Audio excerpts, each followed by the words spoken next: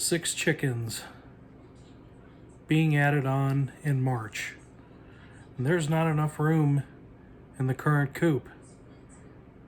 Do I build a bigger coop for all of them? Or just buy a separate mini coop and keep them consolidated? Decisions.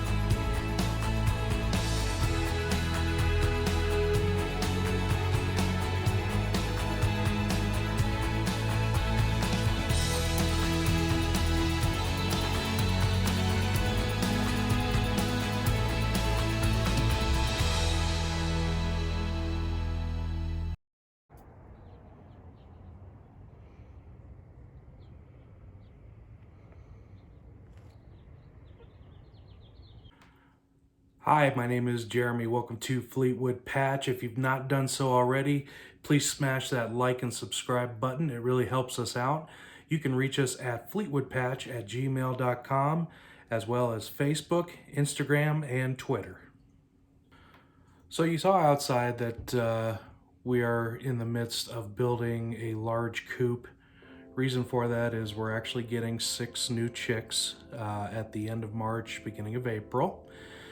And you always, whenever you get chickens, especially if it's your first time, I encourage you, the very first thing that you should do is make sure you have a shelter or a coop ready to go well before you even get to the chicks.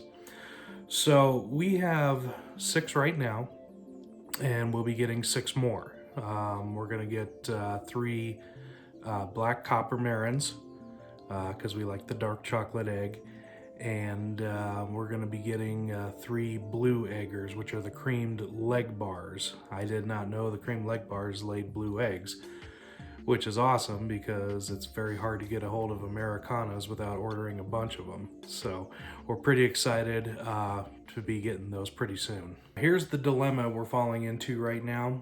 As you can see, what we did with the new coop was all basically free stuff that we were putting together with the pallets and some reclaimed wood that we picked up for free. However, we are going to need fresh material to get a lot of this done, as far as plywood, as far as braces, as far as things of that nature, piano hinges for doors and whatnot. Pricing all that up, and I went on to Home Depot and Lowe's site and put everything in a cart, figured out what we needed, got it as precise as I possibly could. Lumber right now, as you guys may or may not know, is extremely high. The highest I have ever seen it. The total that I came up with for all the materials needed topped out at around $530. That's insane. Obviously, that is well out of our budget. That's not something we're willing to do. So we had to kind of take a step back and go, what do we want to do with this? Do we want to keep all 12 chickens in a 4x4 coop? I don't think that's going to work out well. I really don't. So our other option was to start over with a new pre-built coop. Now, going on to Tractor Supply and Big R, places like that, the places that sell them, I actually found one that is big enough to fit 6, and the price tag on that was just under $300 for a brand new coop with a run in it. So right now we're trying to figure out, okay, do we keep all the chickens together or do we separate into a separate flock?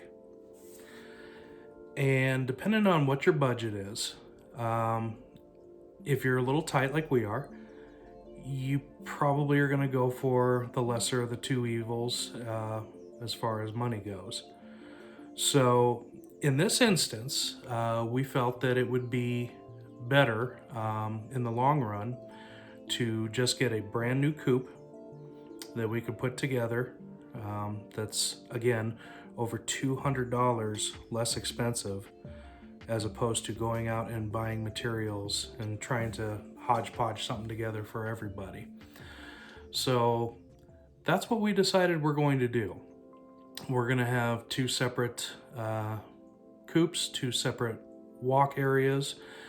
We will be letting them out, especially in spring and summertime. We'll let them out and kind of let them all commingle together and kind of find their way. But I think it's a really good, I think it's a good plan. I do. I went online and actually asked a lot of people, you know, when you guys get new chickens, do you put them all in one coop together? Do you do a separate coop and let them run around together? Is that something you can even do? And a lot of people were responding with, yeah, we got separate coops. I mean, there was one lady that said she had over 20 different coops, 20 different flocks. And when they went out to free range, they all just kind of walked out together. Sure, there was a little bit of, picking back and forth with the chickens, but, they tend to find their way as far as a pecking order, whether it be in their own run or whether it be out in the open where everybody's at in the common area, I guess you could say. So guys, the purpose for making this video is I want you to try to learn from our error on that. We saw videos on making coops out of pallets and thought, hey, we could do that. Yeah, let's get some pallets.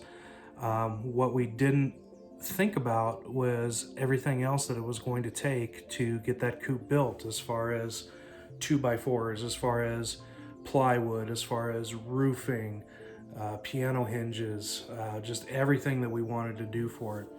And unfortunately, I kind of got started on it.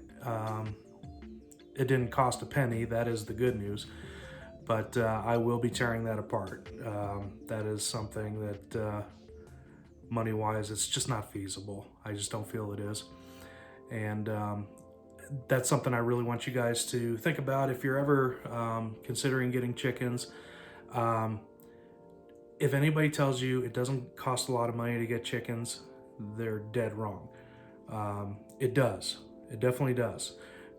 The chicks, no, it doesn't cost that much. In fact, that is by far the cheapest aspect when you get them, is the actual chicks. But you definitely have to get things set up as far as a coop, as far as a brooder, as far as food, a waterer. You got to get all that stuff ready to go. Now that can get up there after a while. Luckily for us, we actually have a connection on this coop, and we're going to be getting it less than what is shown on the site. I'll just put it that way. But I think it's really important when whether you're getting brand new chicks or you're adding on to your flock, take a step back and take a look at what's out there and think about shelter, think about food, think about everything that it takes to take care of them, and just make sure that it's the right decision for you to get those chickens or to add on to your flock. Now, what I think we're going to do is we're going to have two coops basically side by side, and we're going to create a common run where we can shut off each individual chicken coop and its run into one main run. So if we have those instances of chicken bullying or just chickens not accepting another one into the flock, we could still separate them from that, which is a good thing.